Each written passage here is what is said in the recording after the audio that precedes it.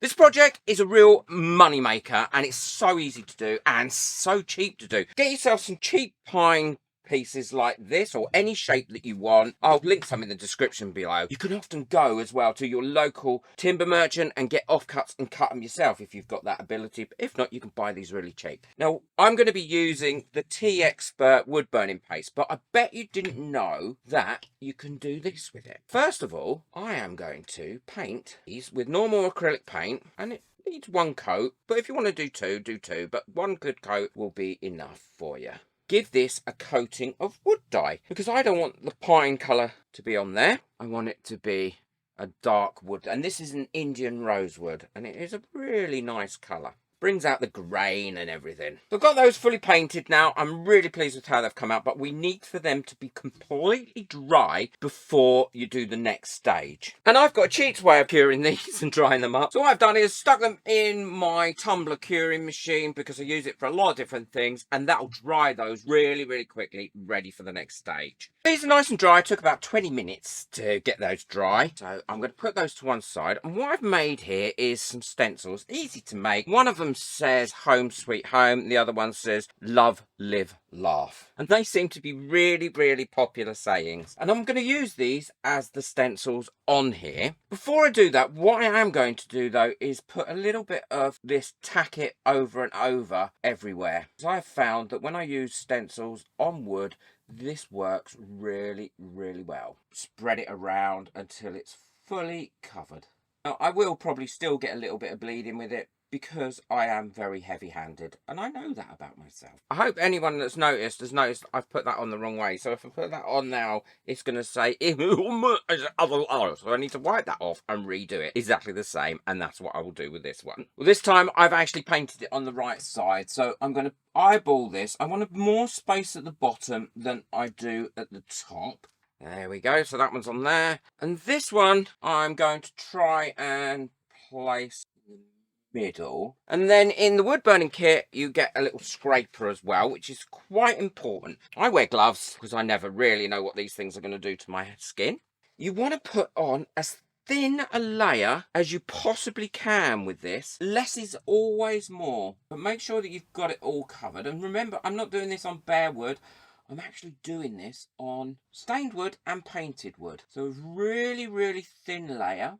Paint it on. This stuff goes ever such a long way. It lasts for ages. And then once you've done that, what I do is the scraper that comes into it, I just go over that gently again and scrape any excess off that's not needed to be there, and then I carry on and finish the rest, and then I'll show you what to do next.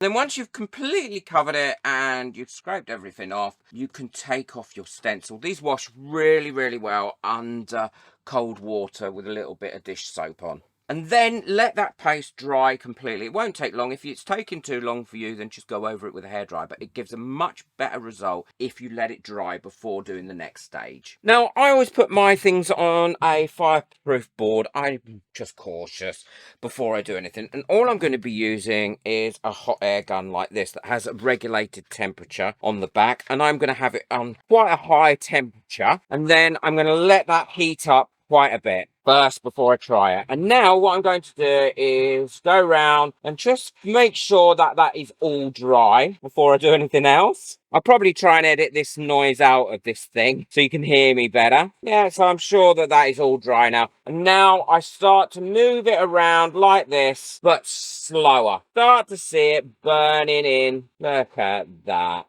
Love. Do the little heart. Live. Laugh.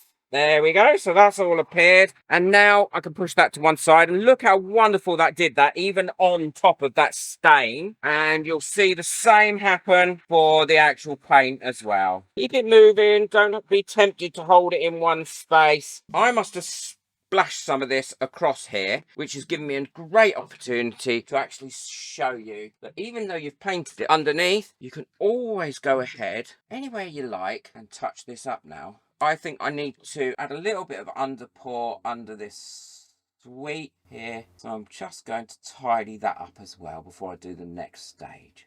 Actually, this might be the resin coming out of this pine rather than spilling something on it. So look how much nicer and neater that is now, and that one as well. We've got a couple more things I want to do to it. So this one, I want to put a little flower on it. So what I'm going to do is probably put the flower here, do an outside like that, put my leaves in. I've got a video on how to draw simple flowers as well on my other channel, so check that out.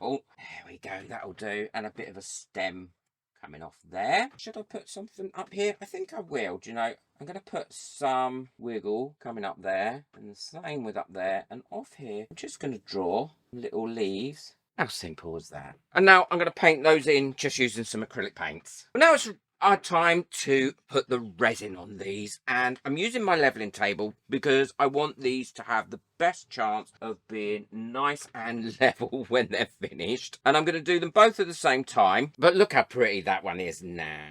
I might keep that for myself. So I'm going to mix up my resin. The resin I'm going to be using is the Crystal Clear Art Epoxy by Tea Expert. And the reason is it's a really high gloss. It's bubble free. It's hardness of 85D, which is really quite hard for a epoxy resin. And it is low odor, but it gives a greater finish as well. I like it a lot. And it mixes up as a 1-to-1.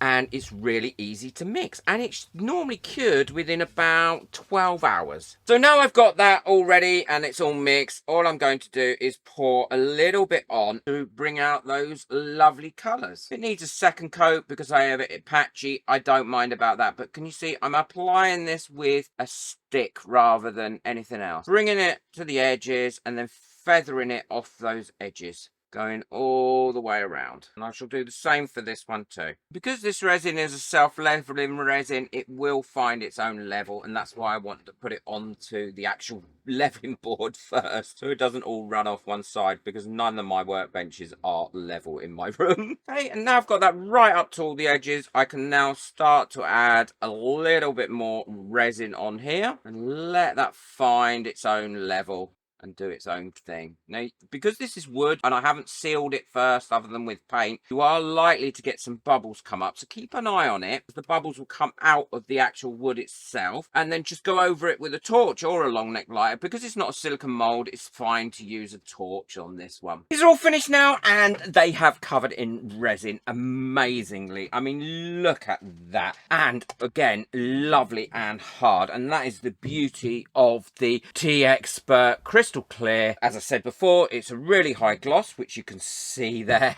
It's bubble free. Well, there's virtually no bubbles in that at all. I can't see any. It's a hardness of 85D, which is really important for things like this, and it has a low odor. 3 times UV protect as well, which is really important, and it is cured to the touch within 6 to 12 hours. Although I still always recommend that you leave your resin for at least 2 to 3 weeks to fully harden before you start putting things on it or you start using them. This one I finished off with gold leaf going around the edges, and I also obviously put these little decorations in, which I'm really pleased with. And this one I just used a matte paint. I would sell these easily for £15 each. I will put a hook with them as well. I won't put it in because some people might want to have them as plant stands or things like that. So I wouldn't actually put the hook in it. I would just supply it with it. That has probably cost me to make those two, I would say, including the Tea Expert burning paste, which is actually, that's going to last forever. It's just going to last forever. You use so little of it. And including the resin, everything else, I would say together these have cost me about £4 to make, including my time, and I will sell them probably for about £15 each, so £30. So I've made a £26 profit on those, which to be honest is what we're looking for. We're looking to making good profits, and people are still getting great bargains from those as well. I will link everything that I've used in the description below, so don't worry about that. If you'd like more videos about how much I sell things for, how I make them and how I price them, then let me know in the comments below and I will oblige. I'm happy to do that for you, because I think it's really important that we support each other as a community, especially in these hard times. That's why I always appreciate anybody that sends me a coffee to keep me going. Boot that like button, hit that subscribe button, and share this video where you can. That really helps my channel too. And don't forget, check out the video that's coming up next, because I think you'll really enjoy that one as well. Take care, enjoy your resin. Bye.